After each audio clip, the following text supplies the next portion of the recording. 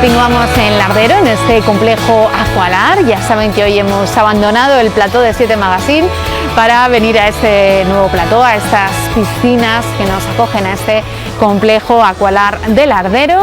Y ya saben que aunque estemos en Lardero, cada martes nos gusta hablar del patrimonio cultural, artístico y paisajístico de nuestra tierra, de La Rioja. El agua de La Rioja te ofrece este espacio. Y hoy que esto va de pueblos, pues lo queríamos dedicar precisamente a hablar de pueblos muy concretos, a pueblos sumergidos por el agua. Diego Marraco, hola, ¿qué tal? Bienvenida. Hola Silvia, buenas tardes. Bueno, vaya tema más curioso nos habéis traído hasta Lardero. Pues es una de esas cosas que siempre teníamos ahí pendientes en el tintero, y hoy que el tema iba de piscinas, pues hemos dicho, pues vamos a hablar de esos pueblos que están bajo el agua o que han acabado debajo de un pantano. Qué bien traído lo tienen siempre desde Riosa Nostra, que bien hilado. Hoy vamos a hablar precisamente de esto que nos cuenta Diego, de pueblos que han estado sumergidos por un pantano, y 3 pueblos. Vamos a hablar La Rioja, de 3 pueblos. Sí, es un fenómeno que ocurre no solo aquí en La Rioja, es un fenómeno que ocurre en toda España. En toda España existen pueblos que quedaron sumergidos por la construcción de pantanos y desaparecieron. En La Rioja tenemos principalmente 3, y es de esos 3 de los que vamos a hablar, de diferente tamaño, de diferente importancia y de diferentes épocas. A lo largo de prácticamente 100 años es un fenómeno que ha sucedido hasta hace muy poquito además. Vamos a empezar por el primero, las ruedas de Enciso. Diego. Pues vamos a Mansilla y vamos hacia adelante. Mansilla es el más antiguo. Venga. Mansilla, el proyecto del primer pantano de Mansilla es de época de la República, de la Segunda República, estamos hablando de 1930 más o menos. Pero no será hasta ya después de la guerra y en los años 40, 50, cuando ya se proponga hacer en serio el pantano y empiece la construcción. Es verdad que hubo alternativa, había otra alternativa de otro proyecto que hubiera salvado el pueblo más abajo, pero no se llevó a cabo porque habría que rehacer la carretera y eso hubiera supuesto mucho más coste, y por un tema de costes se decidió hacer el pantano de Mansilla, donde hoy en día está, y anegar el pueblo de Mansilla. El pantano de Mansilla y el pueblo de Mansilla se encuentran en el valle del Najerilla, el valle casi ya alto del Najerilla. Se encontraba entre el río Najerilla propiamente dicho y un pequeño río que se llama el río Gatún, y era un pueblo importante, era un pueblo grande, o sea, no era un pueblecito pequeño, que alguna vez hemos hablado de pueblos, ¿sí? Era un pueblo importante. Estamos hablando de un pueblo que tenía 700 habitantes a principios del siglo XX. Estamos hablando de 10.000 cabezas de ganado, era un pueblo tremendamente rico. Era la cabeza de las 7 villas, que muchas veces hemos hablado de Canales de la Sierra, Ventrosa, estos pueblos, pues las 7 villas, la cabeza de las 7 villas era Mansilla. Y arquitectónicamente era una maravilla en sí mismo, era un pueblo precioso, muy bonito. Sería hoy en día de los pueblos más bonitos de La Rioja si hubiera subsistido, o sea, entero, todo él era una joya arquitectónica. Un pueblo que además con muchísima historia. Al ser la cabeza de las 7 villas, era ahí donde estaba la Casa de Islas. La Casa de Islas era la casa comunal de las 7 villas, con legislación propia desde el siglo XI, que era quien decidía pues, el reparto de los pastos, la organización de la trashumancia, el aprovechamiento de las huertas. Era probablemente de los organismos institucionales, por así decirlo, más antiguos de La Rioja. Casi 1000 años de funcionamiento. Pues su sede estaba en Mansilla. Nada de esto le sirvió para librarse de la construcción del pantano y de quedar bajo las aguas. Estamos hablando de que en 1960, el 1 de abril de 1960, ya se concluyen las obras, se cierran las compuertas del pantano y se comienza a inundar.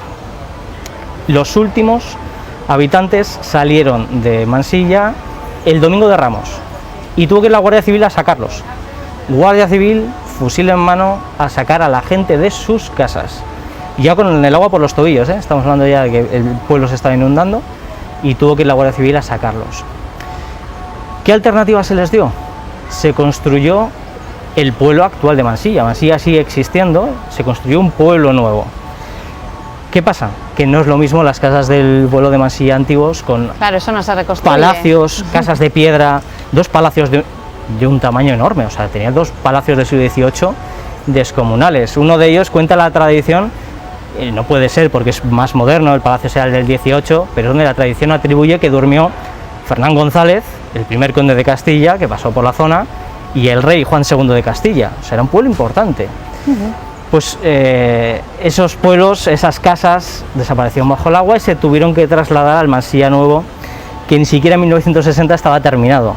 Las calles seguían sin asfaltar, no tenían luz todavía, y además se pagó por esas casas. Por la que más se pagó, tenemos constancia de que se pagó 60.000 pesetas, y las nuevas que les hicieron comprar en Mansilla Nuevo costaron 300.000.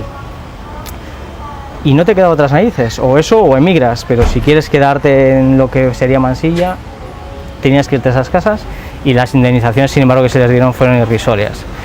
Así desapareció Mansilla, que es un pueblo que se inundó, pero no se derribó, cosa que ha pasado con los siguientes que hablaremos, con lo cual cuando bajan las aguas, todavía cada 4, 5, 6 años, los años de sequía importante, a partir de que el pantano tiene menos del 20%, se puede caminar por las calles del viejo Mansilla, y seguramente estaremos viendo en las imágenes pues su iglesia, sus calles, su kiosco en la plaza, los puentes. Estamos hablando de un pueblo serrano que hubiera sido, de estos de categoría de pueblos bonitos de España, Mansilla hubiera sido uno de ellos, sin duda. O sea, uno de los pueblos más bonitos de La Rioja, y una pérdida irreparable. Qué una joya, auténtica pena. Bajo el agua. La iglesia solo queda la parte del ábside, la parte donde estaba al principio la torre colapsó hace ya muchísimos años y acabó por hundirse, y lo único que se salvó del pueblo de Mansilla es la ermita de Santa Catalina, que está arriba en lo que se llama el Cerro de la Horca. Casi prefiero no preguntar por qué se llama el Cerro de la Horca. Y ahí hay un pequeño ábside románico, que es todo lo que se conserva de la ermita de Santa Catalina, una ermita románica del siglo XII, que es una de las joyas del románico que tenemos en La Rioja, y que hoy en día además queda, cuando está el agua del pantano hasta arriba, queda casi a ras y se ve todo del pantano con la pequeña ermita. Eso fue todo lo que se salvó del pueblo. Todo lo demás quedó bajo el agua. Pues una joya patrimonial, artística, cultural, arquitectónica bajo el agua, como era el caso de Mansilla. Vamos a ir avanzando en el tiempo, ¿no? Vamos a irnos hasta Pajares. Hemos hablado de los años 60, pues nos vamos a ir ahora a la década de los 80, los 90, el caso de Pajares, el embalse de Pajares. Junto con el Mansilla, bueno, son yo creo los tres que vamos a hablar, los tres más grandes de La Rioja. El embalse de Pajares anegó el pueblo de Pajares, que es verdad que era un pueblo pequeñito, era una aldea que pertenecía a Lumbreras, y la mitad del pueblo de San Andrés, que es otra de las aldeas de Lumbreras.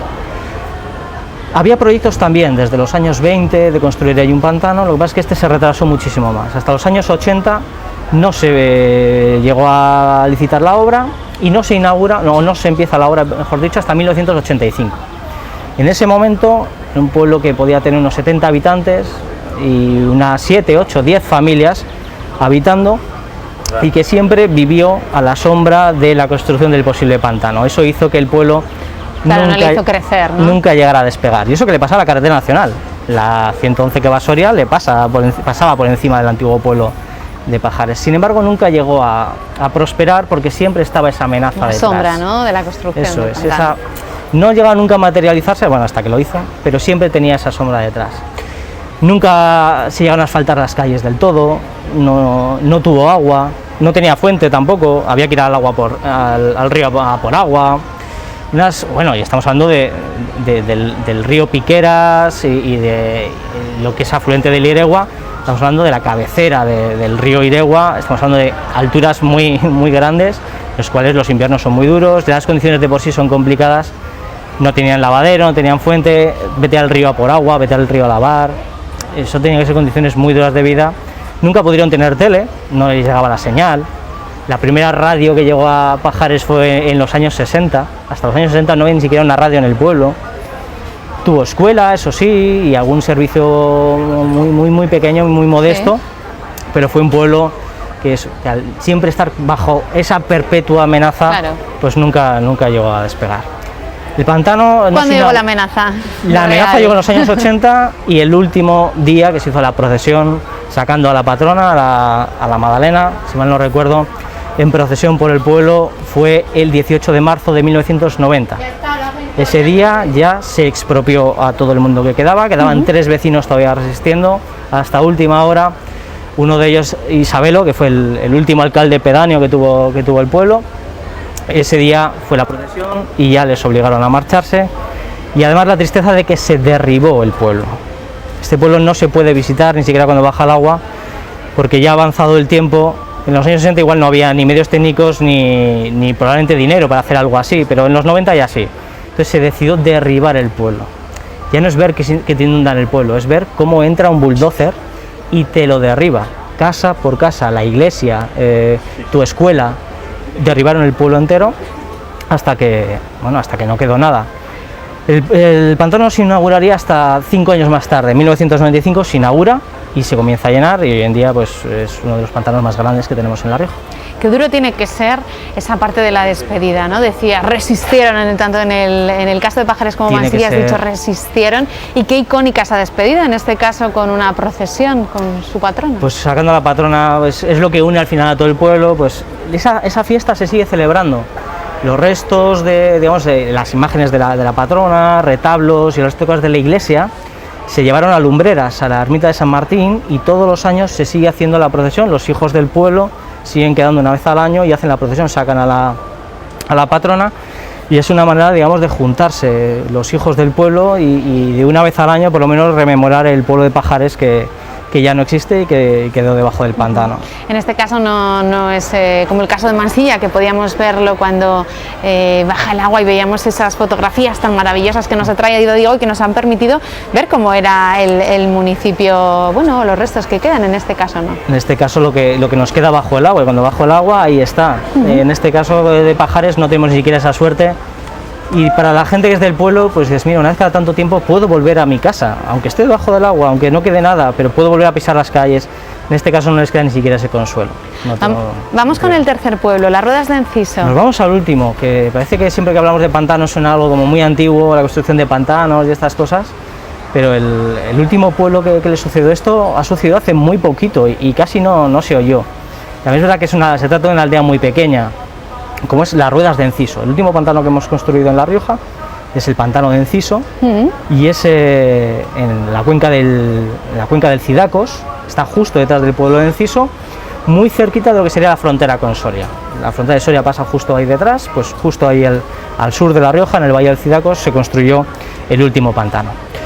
A este pueblo le pasa prácticamente lo mismo, que siempre estuvo con la amenaza de la construcción del pantano. Como curiosidad, yo cuando era pequeño iba al colegio, mis libros de primaria en los 80, aparecía la presa de Enciso, aparecía construida, y sin embargo no se ha terminado hasta 2019. O sea, fíjate si ya había run.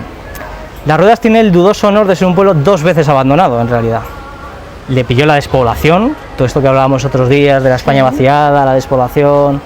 Pues era un pueblo que en cuanto cerraron las fábricas de Enciso y la gente dejó de tener un sustento, una forma de vida que les hiciera ganarse el jornal, tuvieron que emigrar y marcharse. En 1967 se marchó la última familia. Sin embargo, en los 80 fue una época de florecimiento, de que la gente volvía al pueblo, se arreglaron casas, se compraron por parte de gente de fuera para ir de fin de semana, de veraneo. Y el pueblo se rehabilitó, se le llegó el agua, llegó la luz, el pueblo revivió. Y sin embargo, a mediados de los 90 se vuelve a plantear la idea del pantano, y los plazos de ejecución se darán sobre todo desde el año 2000 en adelante. En el año 2006 se derriba la iglesia. Era un pueblecito que tenía una sola calle, muy alargada, que serpenteaba hasta la Alameda, llegaba hasta el río, la Alameda quedaba junto al río, y lo cortaba más o menos a la mitad la carretera general, la carretera que va por Oncala, pues de Calahorra a Soria. Pues le cruza más o menos por la mitad, ahí estaba la iglesia, al lado de la carretera. ¿Qué sucedía? Que los camiones grandes, con las vigas del pantano, no podían doblar. Entonces, ¿qué hicieron? Derribar la iglesia. En 2006 tiraron la iglesia para que los camiones que iban a construir la presa pudieran doblar. Eso ya fue signo de que esto iba en serio, que las obras se habían paralizado desde los 90 muchas veces, pero que esta vez la cosa ya iba más en serio.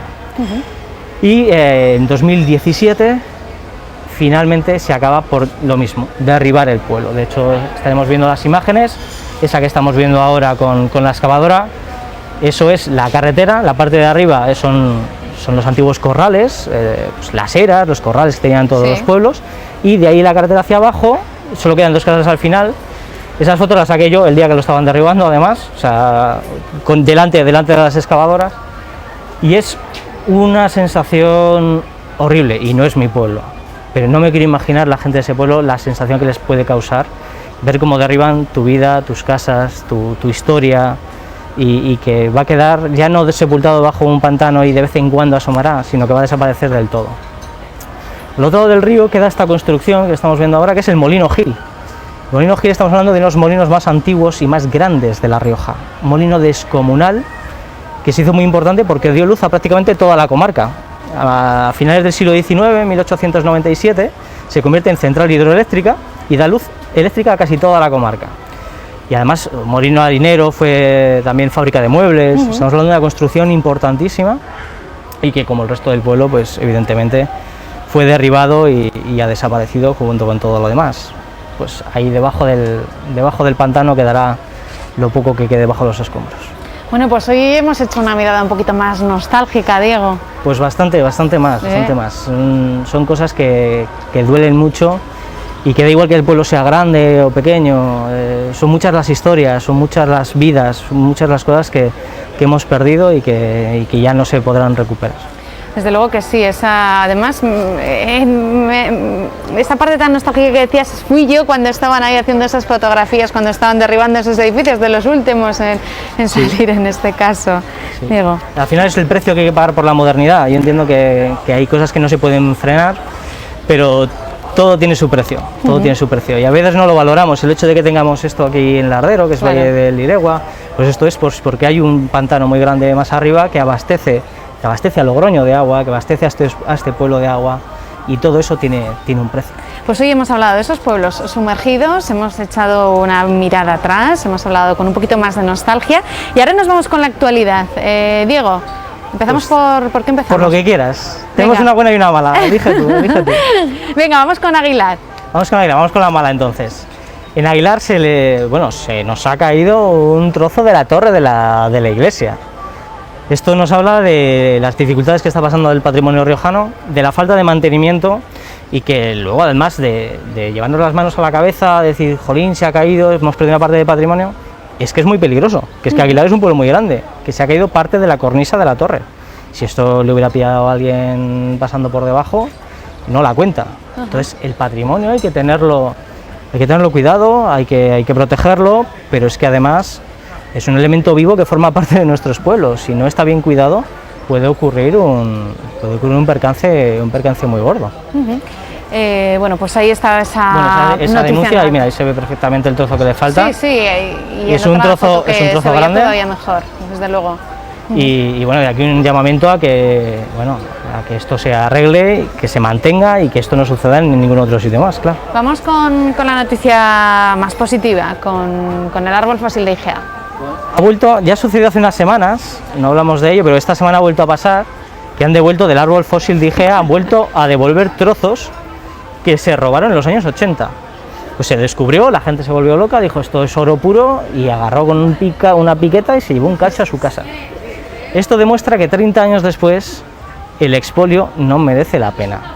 ¿De qué te sirve tener un trozo de piedra en tu casa? ¿Para qué? Para que 30 años después avergonzarte y tener que devolverlo. Sin embargo, el daño que se ha hecho a ese bien prácticamente es irreparable.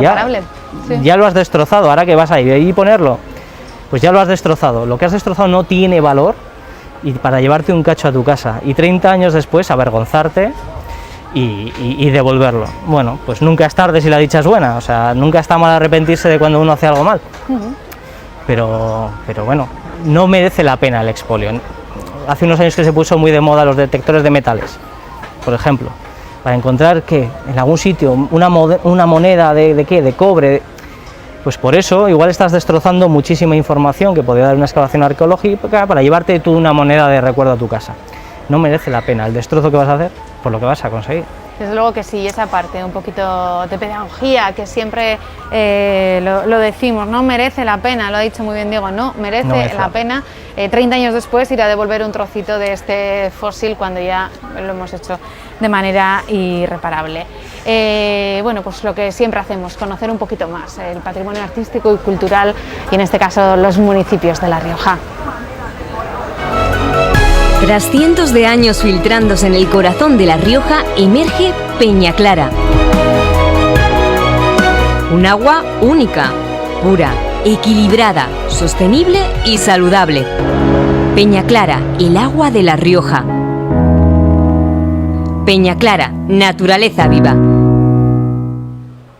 Y ahora vamos a irnos hasta la capital, hasta Logroño, para conocer un poquito más de la historia del Paseo del Espolón. Ya saben que siempre nos gusta hablar y conocer un poquito más de la historia de Logroño junto a Bruno Calleja.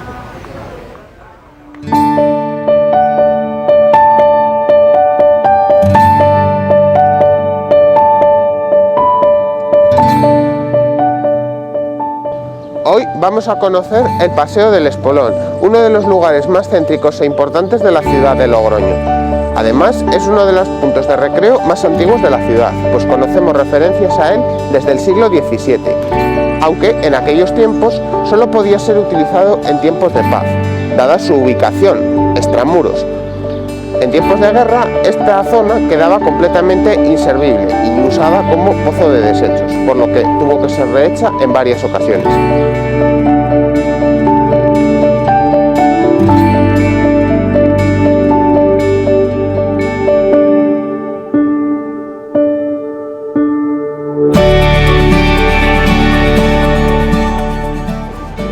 El Paseo del Espolón nació el 2 de junio de 1757, de la mano de Lorenzo Valcarce y Mendoza, corregidor de la ciudad.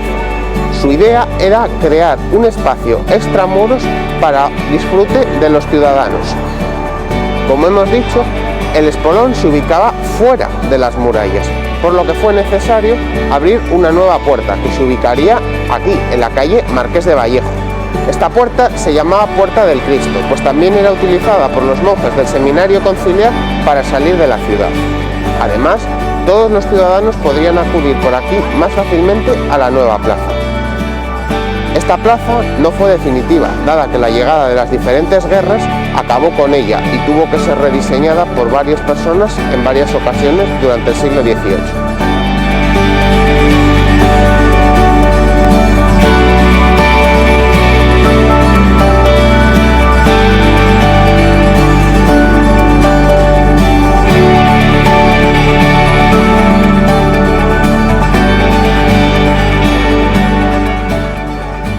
Pese a que las primeras noticias al Espolón sean en el año 1757, su inauguración oficial no será hasta el 7 de marzo del año 1766.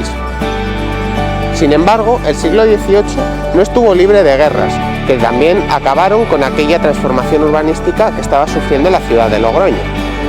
Se aprovechó también para ir adquiriendo huertas propiedad del seminario para ampliar la plaza, creando un espacio bastante más grande. En el año 1809, el espacio ha quedado completamente destruido por la Guerra de la Independencia y es necesario rehacerlo completamente, obras que comenzarán en el año 1816.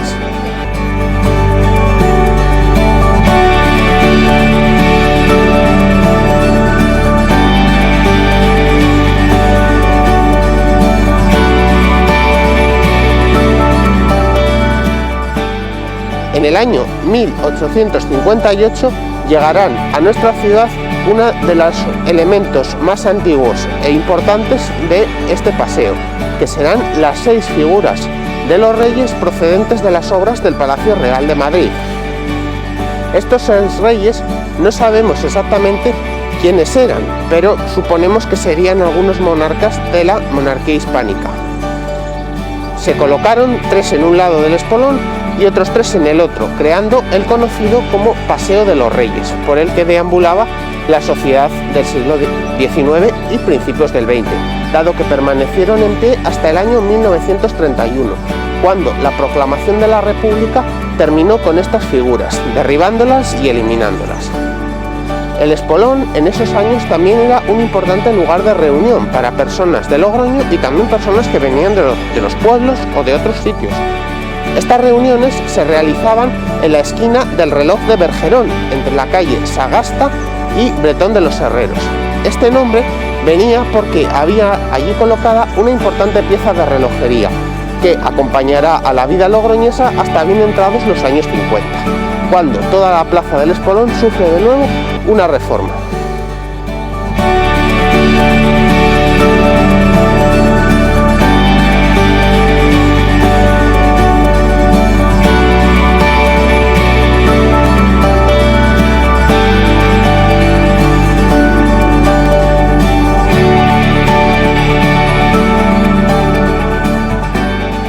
De aquel paseo del Espolón decimonónico también merece la pena destacar el kiosco, que fue diseñado por Luis Barrón e instalado en el año 1888 en este entorno.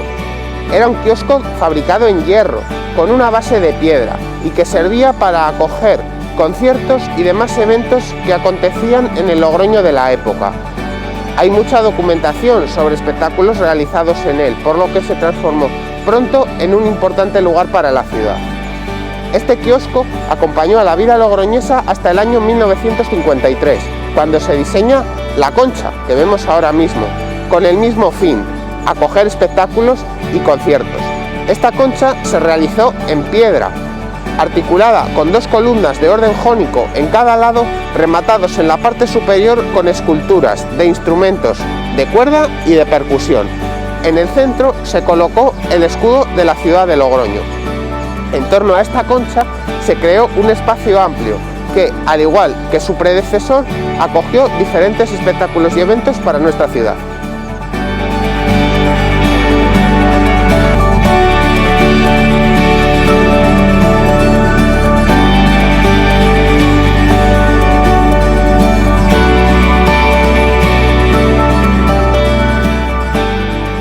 Ahora mismo nos encontramos en el centro del Paseo del Espolón, junto a la estatua del general Espartero, construida en el año 1872 e inaugurada en el año 1895.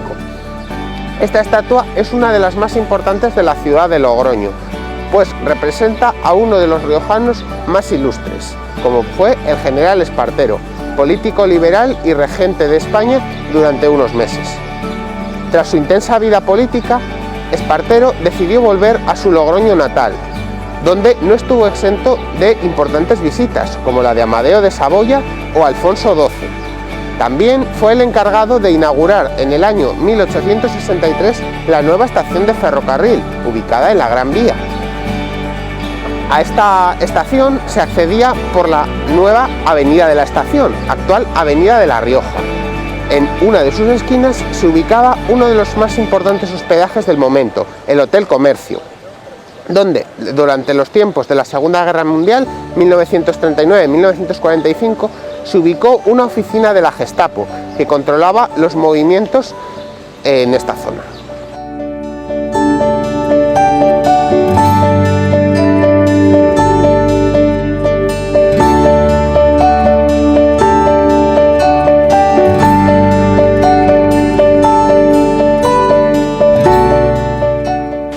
Hoy hemos dado un paseo por uno de los puntos históricos y de ocio más importantes de la ciudad de Logroño, como lo es el Paseo del Espolón.